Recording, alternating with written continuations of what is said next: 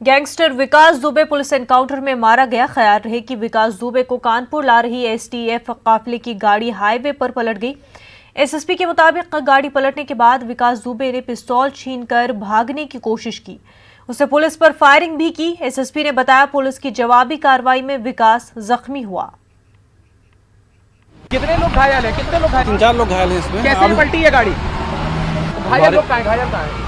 सब हॉस्पिटल गए। अपनी गाड़ी से लेके भेजे। अपनी गाड़ी से लेके भेजे। क्या विकास दुबे भी घायल हुआ है? क्या गाड़ी में था जो गाड़ी पलटी? आखिर घटना क्या है? क्या घटना हुई है? क्या विकास दुबे भी घायल हुआ है? पूरी डिटेल्स आपको प्रेस कॉन्फ्रेंस के माध्यम से बताई जाएंगी। अभी मैं इतना कंफर्म कर रहा हूं कि विकास दुबे ये अपराधी मारा गया है, पुलिस इनकाउंटर में ये मार गिराया गया है।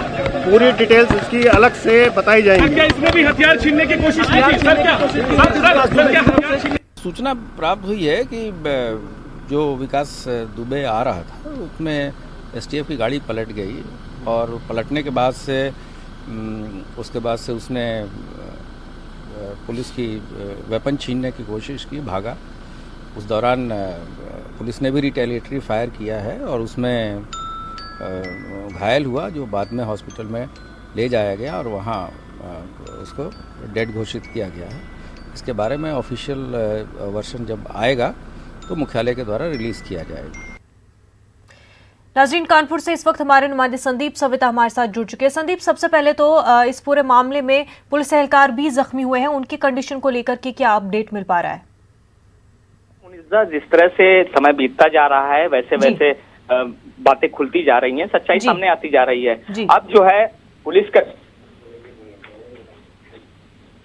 है 7 पुलिसकर्मी बताए जा रहे हैं कि जो जख्मी हैं, जिनमें से एसटीएफ के सिपाही भी हैं। और जिस तरह से पुलिसकर्मियों को बताया जा रहा है कि एक एसआई और एक कांस्टेबल वो भी जख्मी हैं और उनके गोली लगी हुई है। तो कहीं ना कहीं से अब ये बात सामने आ रही है कि जो गोली लगी है मतलब फायरिंग हुई है, सामने से फायरिंग हुई है। तो अब ये बातें सामने आ रही हैं कि क्रॉस फायरिंग हुई है। आत्मरक्षा के मुताबिक जो है पुलिस ने गोली चलाई, जिसमें वो विकास दुबे के गोली लगी है। विकास दुबे की बात की जाए तो विकास दुबे की जो मौजूदा समय की जो स्थिति है उसमें जो है ये बताया जा रहा है कि जो डॉक्टरों से जानकारी मिली है कि उसके पेट में और उसके सीने पर जो है गोली लगी है, कमर में गोली लगी है, 3 गोली बताई जा रही हैं। और अब पोस्टमार्टम के लिए उसे भेजा जाएगा, लेकिन उसके पहले उसका कोरोना टेस्ट हुआ है और उसकी रिपोर्ट आने के बाद ही आगे की कार्रवाई की जाएगी। जी बिल्कुल संदीप, और जिस तरह से अभी तस्वीरें सामने आ रही हैं, कुछ फुटेज सामने आ रही है, तो उसमें देखा गया कि इस पूरे मामले से आधे घंटे पहले ही अलग गाड़ी है जिसमें विकास दुबे को ले जाते हुए देखा गया है, बैठे हुए देखा गया है। उसके बाद जब ये हादसा होता, गाड़ी पलटी है, तो वो गाड़ी जो है वो अलग है। तो इस पूरे मामले को लेकर पुलिस ने कोई बयान दिया हो? जी, पुलिस ने इस पर अभी तो बयान नहीं दिया है, लेकिन हाँ ये बात सामने जरूर आ रही है कि पहले विकास दुबे दूसरी गाड़ी में बैठा हुआ था, लेकिन जब जो गाड़ी पलटी है, यानी कि जो जिसका एक्सीडेंट हुआ है, वो गाड़ी दूसरी गाड़ी है जिसमें बाद में विकास दुबे को बैठाला गया है। तो ये इस पर बयान बाद में आ सकता है कि ऐसा क्यों हुआ। जब मीडिया सवाल करेगी अधिकारियों से, जो लोग साथ ला रहे थे उनसे सवाल करेगी कि आखिर गाड़ी को क्यों बदला गया और वहां से फिर किस तरह से क्या हुआ, ये तो सवालों के जवाब में ही क्लियर हो सकेगा। जी बिल्कुल संदीप, और बयानबाजियां भी शुरू हो चुकी है इस वक्त। जिस तरह से हम देख रहे हैं कि सियासी पार्टियां जिस तरह से रिएक्ट कर रही हैं इस पूरे मामले को लेकर के, प्रियंका गांधी हो, चाहे अखिलेश यादव हो, दिग्विजय सिंह हो, उनके बयान सामने आए हैं और उनका तो यही कहना है कि यूपी पुलिस और योगी सरकार को बचाने की कोशिश हुई है इस एनकाउंटर के जरिए, और वो मुतालबा कर रहे हैं कि इस पूरे मामले की जाँच होनी चाहिए। जी बिल्कुल, ये बात तो शुरुआती मुठभेड़ के बाद से ही सवाल उठ रहे थे यूपी की सरकार पर।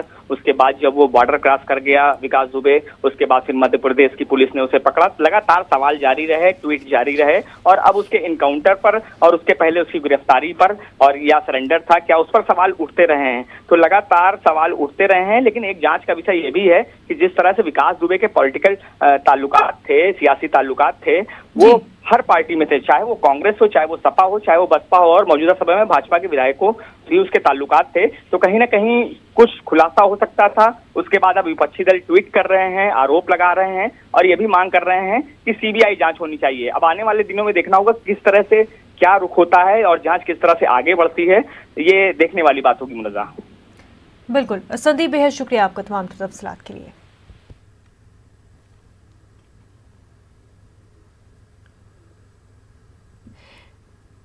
तो नाजरीन, इस वक्त हमारे साथ कांग्रेस लीडर अंशु अवस्थी जी जुड़ चुके हैं। अंशु अवस्थी जी, आपका खैर मकदम है न्यूज़ 18 उर्दू में। अंशु अवस्थी जी, जिस तरह से इनकाउंटर हुआ है, सवाल उठ रहे हैं इस पूरे मामले को लेकर के, आप किस तरह से इसको देखते हैं?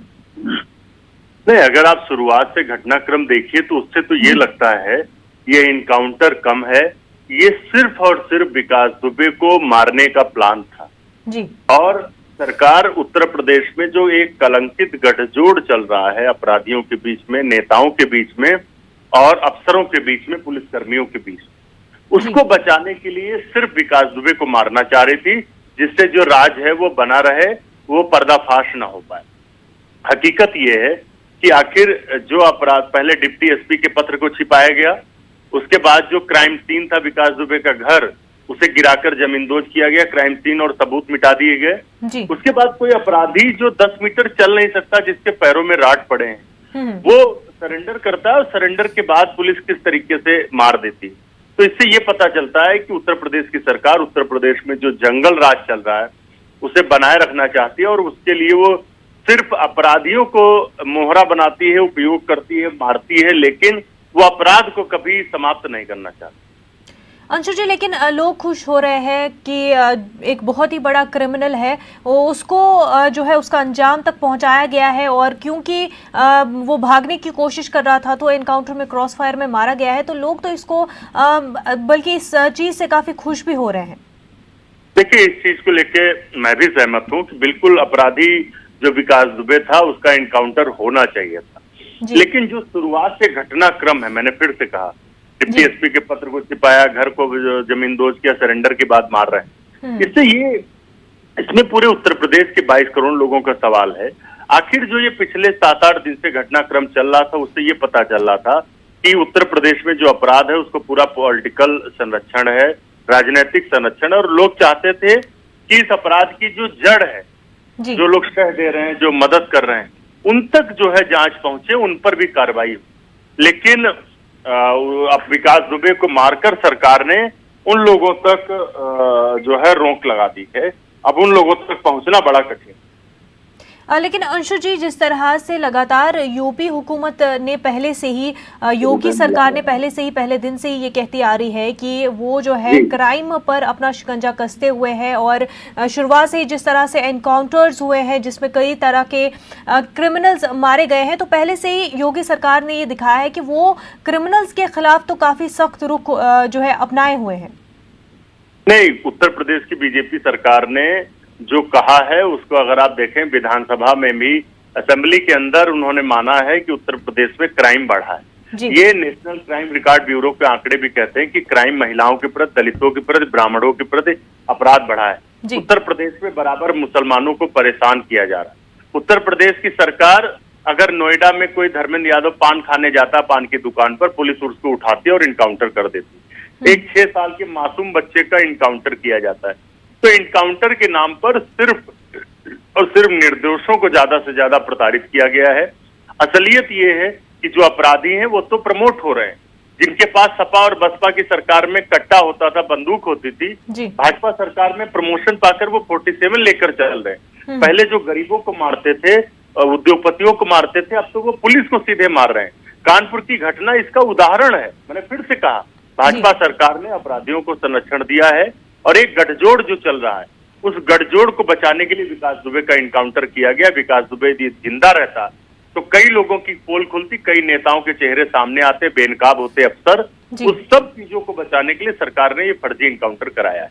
लेकिन अंशु जी, क्या आप मानते हैं कि ये सिर्फ बात, क्योंकि अब यूपी में इस वक्त बीजेपी की सरकार चल रही है, लेकिन बात सिर्फ उतनी नहीं है। यूपी में इस तरह का जो लॉ एंड ऑर्डर का इश्यूज रहा है, जिस तरह से पुलिस काम करती आ रही है, ये सिर्फ बीजेपी की सरकार में नहीं, ये इससे पहले की सरकारों में भी यूपी में इस तरह के इश्यूज, इस तरह का क्राइम और पुलिस जिस तरह से उसको हैंडल करती आ रही है, ये उससे पहले से ही इस तरह का तरीका हमने देखा है। बिल्कुल, इसमें कोई दो राय नहीं। मैंने आपसे इससे पहले भी कहा जी। कि पिछले 20-25 सालों में पुलिस का जिस तरीके से पॉलिटिसाइजेशन किया गया, राजनीतिकरण किया गया है, उसी का परिणाम है कि विकास दुबे जैसे अपराधी निकल कर आए। विकास दुबे ने अपने वीडियो में कहा था कि भाजपा के विधायक अभिजीत सांगा, भाजपा के विधायक भगवती सागर किस तरीके से मदद करते हैं। तो मैंने ये बात पहले कही कि सपा की सरकार में यदि उसके पास कट्टा था, बंदूक थी, भाजपा की सरकार में प्रमोशन हुआ है। सवाल यह है कि भाजपा ने नारा दिया था उत्तर प्रदेश में चुनाव के समय 2017 में, न गुंडा राज न भ्रष्टाचार, अब की बार भाजपा सरकार। तो सवाल यह है कि भाजपा अपने वादों पर खरा नहीं उतर पाई है। भाजपा सरकार में ब्राह्मणों पर, मुस्लिमों पर, दलितों पर अत्याचार बढ़ा है, महिलाओं पर अत्याचार और बलात्कार की घटनाएं बढ़ी हैं। और अगर आप उम्भा की घटना देखें और उन्नाव में महिलाओं के साथ जो घटना हुई उसको देखें तो उससे पता चलता है सरकार सिर्फ अपनी नाकामियों को और अपराधियों को बचाने में ही पूरा समय जाया कर रही है। जी अंशु जी, अगर इतनी नाकामियां रही है बीजेपी सरकार में, यूपी में योगी हुकूमत की तरफ से, और इतना क्राइम रहा है, लेकिन आपको नहीं लगता कि कांग्रेस भी कहीं ना कहीं जो है काफी कमजोर रही है? इतने सारे अगर मसले रहे तो कांग्रेस उसको सही से लोगों तक क्यों नहीं पहुंचा पाई? ऑपोजिशन के तौर पर सही से आवाज क्यों नहीं दे पाई इन सारे मसलों को? ये बिल्कुल सही है कि उत्तर प्रदेश पिछले 30 सालों से कांग्रेस से दूर रहा है और उसी का परिणाम है कि उत्तर प्रदेश में अब मुद्दा विकास और रोजगार नहीं है। उत्तर प्रदेश में अब जो विषय हैं वो अपराध हैं, इनकाउंटर हैं, महिलाओं के साथ हो रहे अत्याचार। कांग्रेस पार्टी अब की 2022 के चुनाव में सरकार बनाएगी। हमारी प्रभारी श्रीमती प्रियंका गांधी जी अब उत्तर प्रदेश को एक एक घटनाक्रम को एक एक व्यक्ति से मिल रही हैं, बात कर रही हैं, और आप निश्चिंत रहिए, आने वाले समय में उत्तर प्रदेश में कांग्रेस भारी जनादेश के साथ सत्ता में होगी।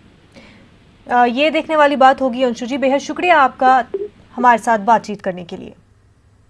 नाजरीन, आपको बता दें कि प्रियंका गांधी ने इस पूरे मामले को लेकर ट्वीट किया है। प्रियंका गांधी ने लिखा है, मुजरिम का खात्मा हो गया, जुर्म और उसे पनाह देने वालों का क्या।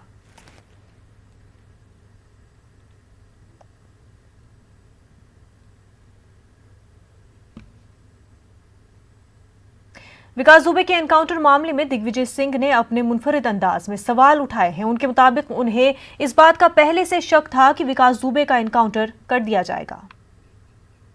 जिस प्रकार का एक आपराधिक रिकॉर्ड था इसका, अंतोगत्वा किसी दिन तो ये होना ही था। लेकिन प्रश्न इस बात का है